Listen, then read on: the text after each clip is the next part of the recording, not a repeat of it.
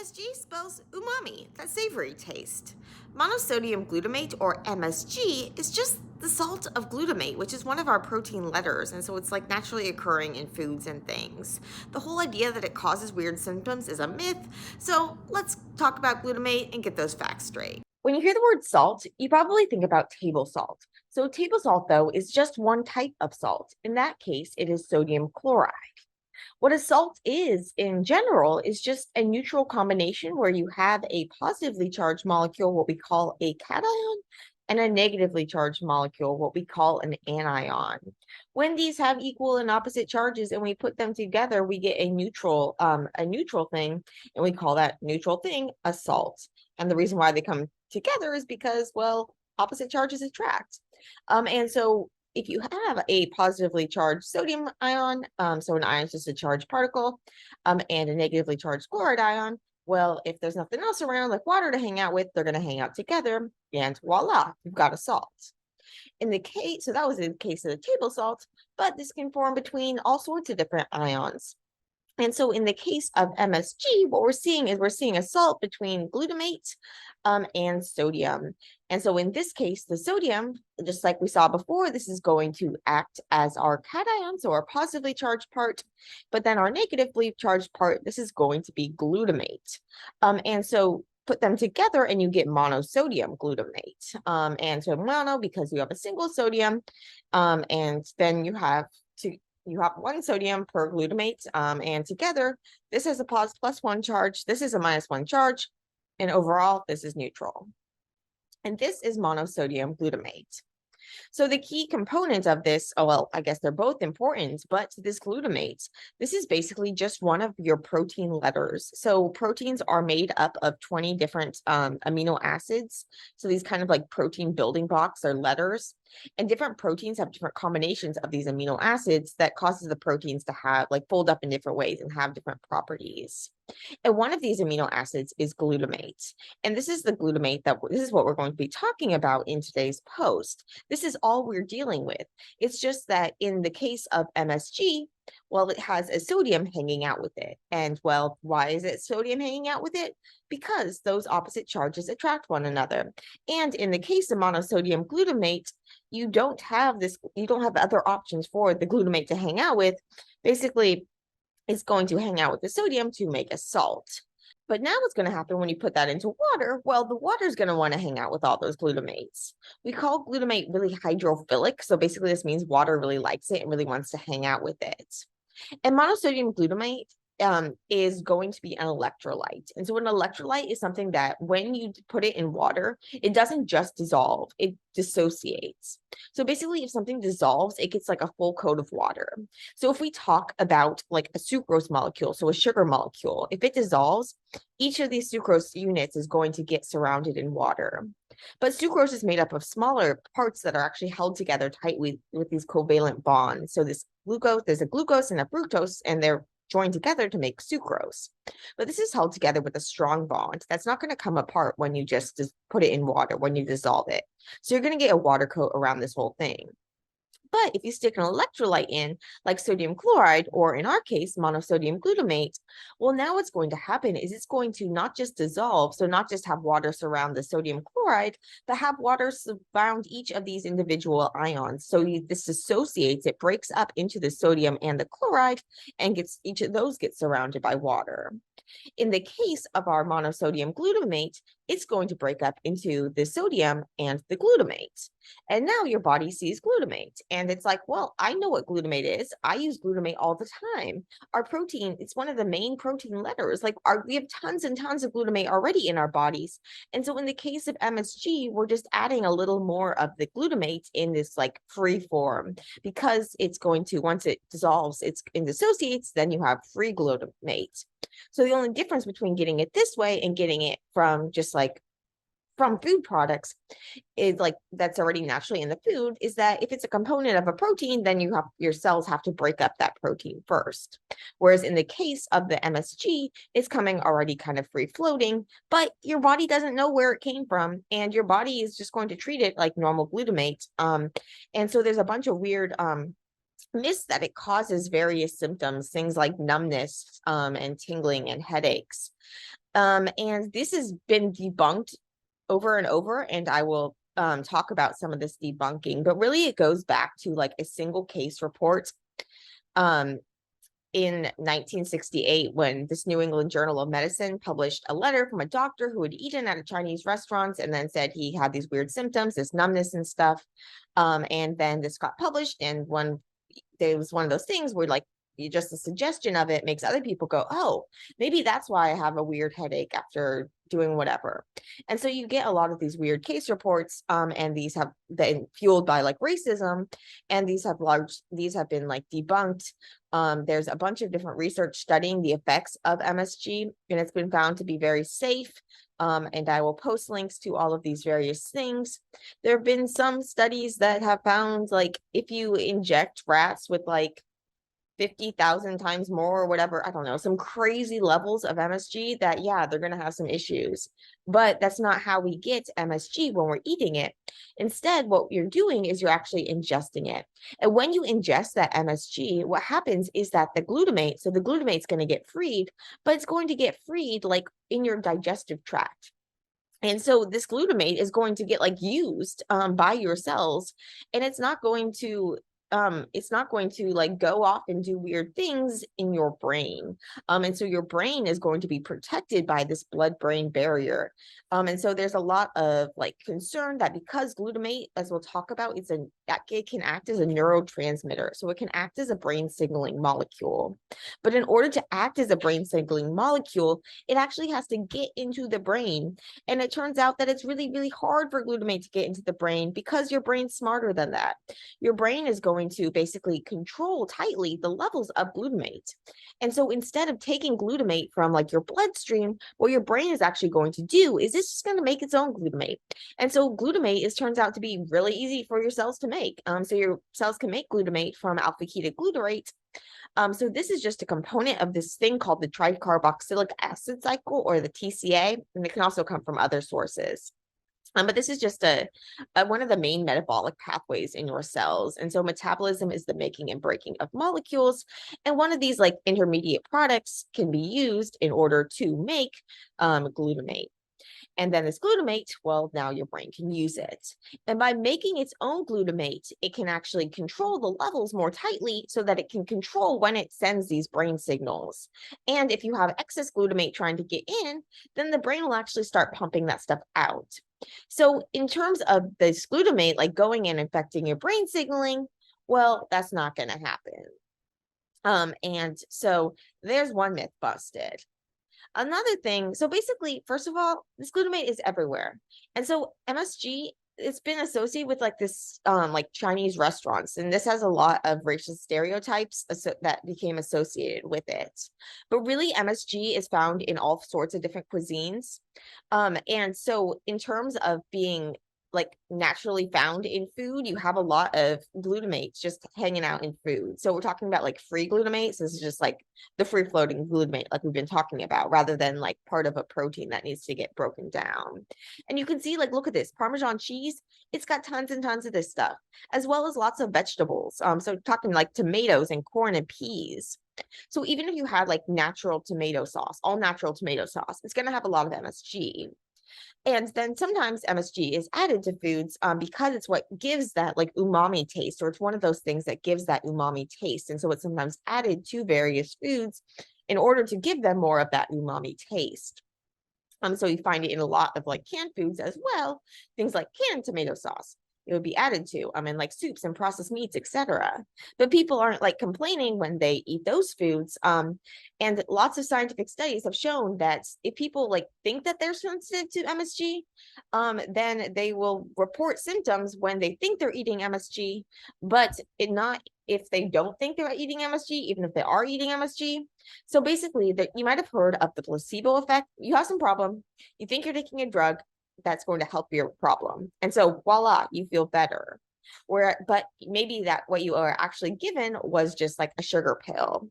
So this is the idea of kind of like your brain being able to really like psych itself into thinking that like you're getting something helpful, and your brain like is, I don't know, there's a bunch of weird stuff going on, but basically it can make you feel better even though you haven't really gotten anything that has like an active component, anything that has something that would be actually like physiologically like doing something chemical or whatever.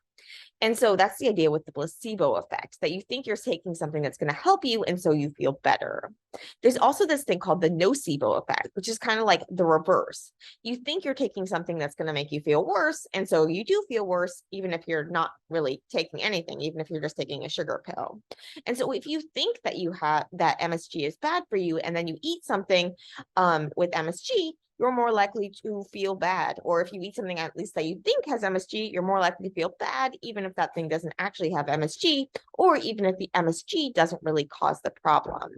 And so in order to get to the root of these things, scientists have done a lot of different studies, and I will link to a bunch of these studies where so there's this paper or this report that came out in 1994. I know it's an old time ago, but they go through all these different like debunkings and these different studies and what these studies have found.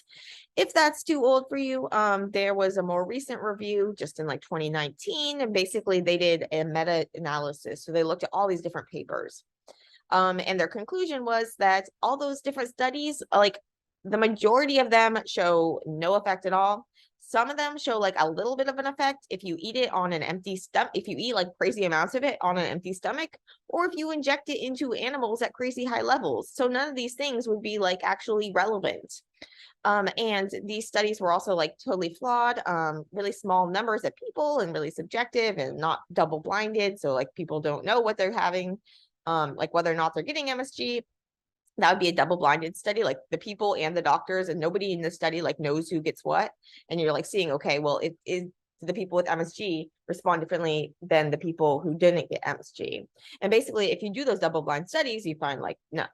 But sometimes people don't do those double-blind studies. And then a lot of like the lab research is done with like those crazy like injecting animals, which makes that glutamate be treated differently than when it goes through your digestive tract.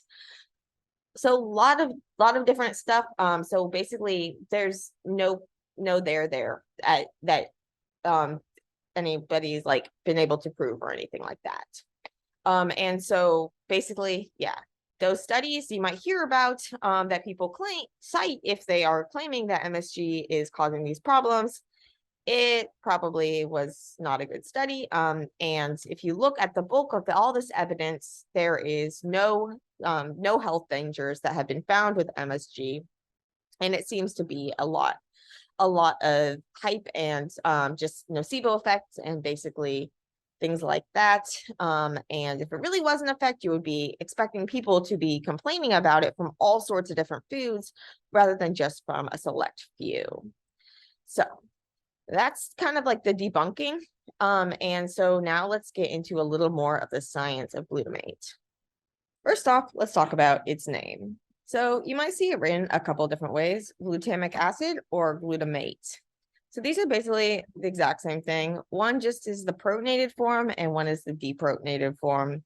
So protons, these are just like these H plus things, and you probably know about protons, even if you don't really think you know about protons, because that's what is actually, that's kind of like what pH is a measure of. So pH is something is like acid or acidic, or something is basic. Basically, an acidic solution, there's going to be tons of free protons around. And because the pH is like this inverse log scale, it gets really confusing, but the more protons you have, the lower the pH. So if you have a low pH, that's going to be more acidic, more protons. And if you have a high pH, this is going to be more basic or alkaline, and this is going to correspond to having fewer protons available. So fewer protons, you're going to have a higher pH. So it's kind of confusing. Bottom line, the pH is going to tell you about the availability of protons in the solution. And this matters because sometimes different molecules can give and take protons. And this is the case of glutamate. So we call something that gives a proton an acid and something that takes a proton, a base. But really, they go back and forth between these. So this group on glutamate, so this end part is called a carboxylic acid when it has the proton that it can give up. And if it gives up that proton, it's going to become the carboxylate. And so we can call this glutamic acid if it has this, and glutamate if it has this, but it can go back and forth between these. However, it's almost always going to be in this carboxylate state because for reasons outside the scope of this post, but that I go into in other posts, this has this thing called resonance where basically this makes it really, really happy. It's able to share electrons between these different atoms. And so it's I'm not going to go into it here, but basically this carboxylate group is going to be really, really happy, and it's going to be more happy than when you have it in this carboxylic acid group typically. And so it's going to want to be in this form. And as long as there's enough protons, or as long as there aren't that many protons around, if it's more protons around, then it's going to pick one up and become this carboxylic acid. But in our bodies, the pH of our bodies, basically our pH in our bodies is going to be about 7. And what we call the pKa of this group. So basically the pKa is the pH at which half of it is going to be in this form, the carboxylic acid form, and half of it is going to be in the carboxylate form. And so if you are below the pKa, you have more protons available. And so it's more likely to be protonated, be in this carboxylic acid state. But if you're above the pKa, then you're going to have fewer protons available, so you're more likely to be in this carboxylate state. And if we compare the pKa for this group, which is about 4, and the pKa of our cells, which is about 7, well, it's going to be predominantly in this negatively charged carboxylate state, and therefore we can refer to it as glutamate. And when it's in that negatively charged state, well, that's also when it's going to want to hang out with things that are positively charged. And so in the case of our MSG, when it is all that's around that's positively charged is sodium, it's going to be hanging out with sodium. But in our bodies, there's going to be other things around that it can hang out with, such as water molecules, which might not seem positively charged, but they're actually partially positively charged. And so it can hang out with these, as well as it can do things like form salt bridges. So basically, we saw how we can have a positive and a negative hang out in our salts, but we could also have a positive and a negative amino acid hang out in proteins. And so we call these like salt bridges. What these are representing are ionic bonds. So we talked before about how ions were charged molecules. And molecules get their charge because of having an uneven number of protons and electrons. And so I go much more into this in different posts. But basically, all of these different things that we're looking at, these C's, these NAs, these N's, these CLs, these are all just representing atoms of different elements. So atoms are the building blocks of elements. And so we can talk about like carbon and nitrogen and oxygen. We were talking about sodium and chlorine. We were talking about, I don't know, sulfur. And I guess we didn't really talk about sulfur, but sulfur and phosphorus and all these different things. These are just different atoms, and how they differ from one another, like what defines the different element is going to be the number of protons. And so protons are these smaller things inside of atoms. So atoms have these smaller subatomic particles, protons, neutrons, and electrons. And the number of protons is going to define the element. So say a carbon is always going to have 6 protons, and oxygen is always going to have 8 protons. But what happens is that the number of electrons can vary. And electrons, well, these are negatively charged. So if these and they have an equal and opposite charge to the number of protons. So if you have an equal number of protons and electrons, then you have a neutral molecule.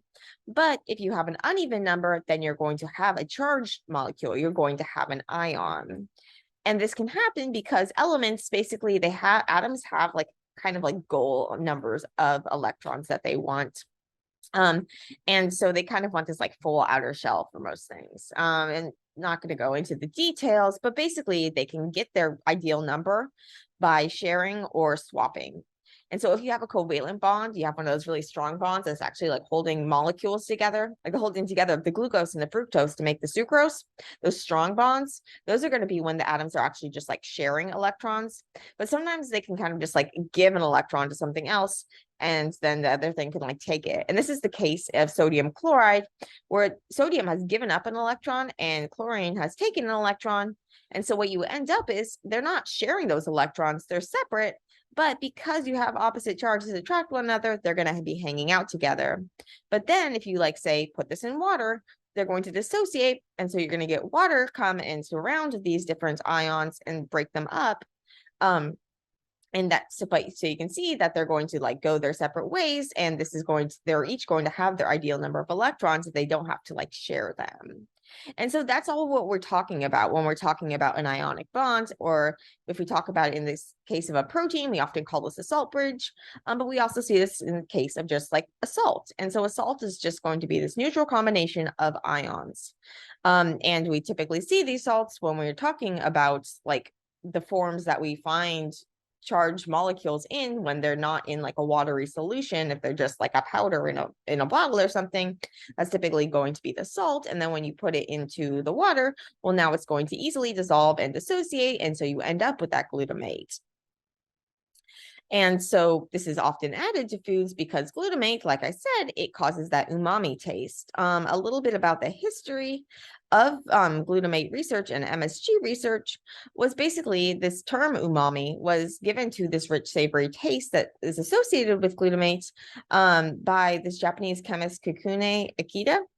And he came up with a process for purifying this umami from seaweed, and then he mixed it with table salt. And what happened when he mixed it with the table salt was the sodium was able to help stabilize it by balancing out glutamate's charge, making this glutamate salt, this monosodium glutamate.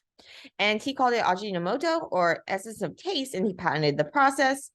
And then it started to be made synthetically in order to get more of it rather than taking it from the seaweed. So the salt of glutamate comes in really, really handy, and people have been using it as a food additive in order to give foods more of that umami taste. Turns out our bodies think that glutamate is pretty useful too. So we talked before about how it can be used as a neurotransmitter, so like a brain signaling molecule. It can also be used, as we mentioned, like to help make up proteins. But there's all sorts of different roles that glutamate can play in your body, because it, especially through its ability to like take amino groups from other amino acids, transfer them onto alpha ketoglutarate, and this gives you glutamate. And so what you end up making a lot of glutamate in your body, in addition to the glutamate that you get from your food. Your body is actually actively making this stuff all the time because it's really, really useful. And one of the main things that's useful for is breaking down other amino acids. So all of these amino acids have this amino group, this nitrogen hydrogen group. And basically, this can get released safely or it can get released unsafely. And well, your body's like, I want to release this safely. I don't want to just like let ammonia off in all my cells. And so instead, what they do is they transfer this amino group onto oxoketoglutarate. And therefore, this leaves you with what we call an alpha keto acid, which can then go and get used for other things. And you've safely removed this amino group, but now it's on glutamate. But you can get rid of it from glutamate in a safe way. And so basically your body, instead of trying to safely remove the amino group, like directly from every amino acid individually, and have to have all this different machinery that deals with all these different amino acids, all it does is it transaminates alpha ketoglutarate to make glutamate. So it can take the amino group from one amino acid, transfer it onto another, transfer onto the alpha ketoglutarate, and this is going to give you glutamate, and then all your cells have to do is focus on being able to safely remove the waste from the glutamate. And so this basically, you can have this in the liver. What happens is that you can go through the urea cycle, and this nitrogen can be given off as urea. In the kidneys, basically you can make it so that you do make ammonia, but it's being tightly controlled, and it can be used to act as a counter ion to promote the excretion of acids. And so basically this is helping to bind to negatively charged like acids and neutralize them and help promote their excretion. So that's going to happen in your kidneys. You can also then take this glutamate and transform it into another amino acid, glutamine. And so you can see that glutamine is actually going to be an intermediate in the kidneys to help make this all happen. And because you want use different machinery in different places in your body, so it seems weird, like we're going back and forth between glutamate and glutamine. But here, what we were doing was we were actually, in this case, we're adding another ammonia group. And because if we add the ammonia group onto glutamate, as it was already glutamate, well, now you have two ammonia groups that you get rid of. And so in the kidneys, you're going through this weird pathway, but you're able to then like promote the excretion of acids. So it's coming into play with your pH buffering in your kidneys. It's getting rid of nitrogen waste in your liver. It's sending signals in your brain. It's making proteins. It's doing all of this really, really important stuff. And this is all just like, it's not that this is happening because you get it from like an MSG salt, or if you get it from MSG that's actually just like in foods. And so basically this free glutamate is what we're really talking about. Like the sodium's just coming along for the ride in the salt, and then when you add it to water, well, it's going to dissolve. Some people say that MSG is actually like better for you than sodium, sodium chloride, so normal table salt, and some people like it might be added to some of those like lower salt foods, because what happens is like gram for gram, you're going to get less of the sodium per like sodium glutamate than you would per like table salt, because this glutamate is going to be bigger than like way more than the chlorine. So if you have more of like fewer numbers of these, it still is going, or fewer numbers of these is going to be like the same weight. So you're going to get less of the sodium for the same amount of salt. Yeah. You might also just want to know, you might also see it written L-glutamate. And so basically this L and D are two, like they refer to like the stereochemistry. So kind of like how things are oriented in space. You can get these like L and D versions of amino acids, but our bodies always use the L. But what happens is like, these are kind of like your left and your right hands. And so they're non-superimposable mirror images. So they look like mirror images, but if I try to like match them up, then you can see that they're different. And so this is the case with the L and D, and our bodies use the L form. And this is also what is in the MSG, because remember, what's in the MSG is just what's in your body already. And so that you might see it written L-glutamate. And then again, you might see glutamate as glutamic acid, but glutamic acid, this is going to be neutral. And so it's not going to bind to that sodium. And so when you see it bound to the sodium, it's going to be in its glutamate form. Okay, well now you might be getting a little confused because you see these charges on the backbone. And so basically all of the amino acids are going to have this same backbone, that has this amino group and this carboxyl group. And at the pH of our bodies, it's going to be in what we call a zwitterionic form, where basically that amino group is going to be protonated. It's going to be positively charged. And that carboxylate group is going to be negatively charged. It's going to be deprotonated and negatively charged. So basically these things are balancing themselves out. We don't call this a salt because this balancing out is going to be happening in the single molecule. So when you have a salt, it's going to be like between different molecules. We get the ionic bond between different molecules. Here in a zwitterion, we just have like a separation of a positively charged part and a negatively charged part in the same molecule. And so, but these are going to cancel out. So if the amino acid if the side chain of the amino acid, if that unique part of the amino acid didn't have an ionizable group, so it didn't have a group that could like give or take a proton. And so only if some of these can give and take protons. And so if it doesn't have one of these groups, then it's not going to have a charge. And so then that amino acid, it would be neutral overall, even though that it had that positively charged amino group and that negatively charged carboxyl group. But in the case of acidic amino acids and basic amino acids, here they have ionizable side chains. They have side chains that can become charged. And so in the case of the acidic amino acids, the acidic part that refers to in their neutral form.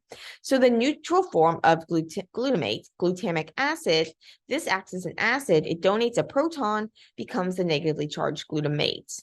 And this is negatively charged because this part is negatively charged and then its backbone is neutral. You also get a negative charge typically on aspartate. So this can also be aspartic acid if it has a proton. And then in the case of a positively charged, so the other side of things, we see histidine, lysine, and arginine, which are referred to as basic amino acids because they can take a proton, which means act as a base. So their neutral form takes a proton, acts as a base, and they've taken a proton. Protons are positively charged, so now they're positively charged. And they're positively charged because of the side chain and not because of that backbone. So don't get confused by the charges on the backbone. Just know that the backbone normally is in this ionic form where you have this positively charged and this negatively charged. Although you often see it drawn in some sort of non-realistic form where they're both neutral, but that's not really going to happen. You're going to see this ionic form. So I mentioned that glutamate and aspartate, these are like the two acidic amino acids. So they look a lot like one another. Glutamate just has an extra carbon in its chain. So it has one more of these CH2 groups, these methylene groups. And so it's a little longer. It's a little more like flexible. And yeah, it is going to look a lot too like glutamine, but glutamine is going to be neutral. It's going to have this amide bond in its back at its end. And so we talked about this already in another post. But basically this is not going to be charged, but it's going to look a lot like glutamate. And in fact, we can convert between glutamine and glutamate. And so glutamate can be converted into glutamine by glutamine synthetase. And then glutamine can be converted into glutamate by glutaminase. And we saw how we can make glutamate from all sorts of different things just by transferring a nitrogen group, transferring that amino group from a free amino acid onto alpha ketoglutarate in order to get glutamate. And then if we go to our liver, that glutamate can then be, the amino group can be removed safely in order to have this amino group safely removed from the original amino acid, regardless of what that amino acid was. So it could be, for example, in the glucose-alanine cycle, which plays really, really crucial roles. It can also, glutamate plays key roles in other metabolic pathways. When we talk about metabolism, this is like the making and breaking of molecules.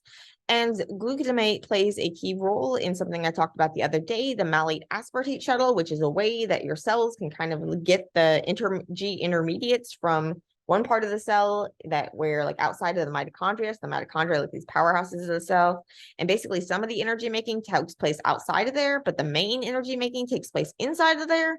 And in order to get all of that energy from the stuff that you make outside of there, you have to transport some of that stuff inside of there, and you can't directly transport it. And so then this whole like thing comes into play. Bottom line, glutamate is involved there. So glutamate's involved in a lot of different things. Glutamate is this natural thing. And just because when I say it's involved in a lot of things, well, your body's really smart about it. And so your body's going to control the levels of it. And so just because you get it in one form versus another form, or just because maybe you get slightly more than you would with another food, your body's not going to then go and do all sorts of different things. Your body is tightly regulating everything that goes on. And everything is interconnected. And again, you're not getting more of the MSG in this MSG form than you would from, say, in a natural form from other foods often. And this MSG is in all sorts of different foods. And it's only associated with symptoms when people think that they have that they have sensitive to it, and then they're eating foods that they think have it. And they don't know that the food has it, then they don't see these symptoms. It's not like it's not like they're crazy or anything. It's just the power of suggestion and the power of the mind. So it's really, really powerful. And glutamate is really powerful, but not in the ways that it's treated in terms of the simplicity of just oh, you eat a bunch of glutamate and now all this stuff happens. Not that simple. But your body does use glutamate in a lot of different ways, and your body makes glutamate in a lot of different ways and uses it from a lot of different things. And it's basically controlling all of that. So MSG has been found to be safe, and it can make food taste yummy. And so it's often used to taste yummy. It turns out if you add out too much amounts, high amounts, then people think it doesn't taste as good. And these amounts are still way lower than the amounts that you would have to give a lab animal in order for them to develop any symptoms. And that would be on an empty diet and not an empty stomach. So basically, don't worry about the MSG, and don't give into chemophobia. So basically making words, thinking that when people use scientific terms to make things sound scarier than they actually are, remember monosodium glutamate, that's really just the salt of glutamate. And so a salt is just a positive and a negatively charged thing. When we think about table salt, it's a sodium and a chloride. When we think about monosodium glutamate, it's a sodium and a glutamate. And so it sounds really scary, but really it's really simple. And basically water, dihydrogen monoxide, sounds a lot scarier than water, right? Same with MSG. So monosodium glutamate sounds really scary, but I mean, these days, because of the stereotypes and the stigma and everything, MSG sounds scary. But really, this is just talking about a natural product, this monosodium glutamate, this protein letter that we have hanging out with sodium, which we also have. And so they're just hanging out together. You put them in water, you put them in some sort of fluid, you put them in your body, they're going to break apart. And now you just get those things that are normally in your body. So nothing scary, just MSG, just umami.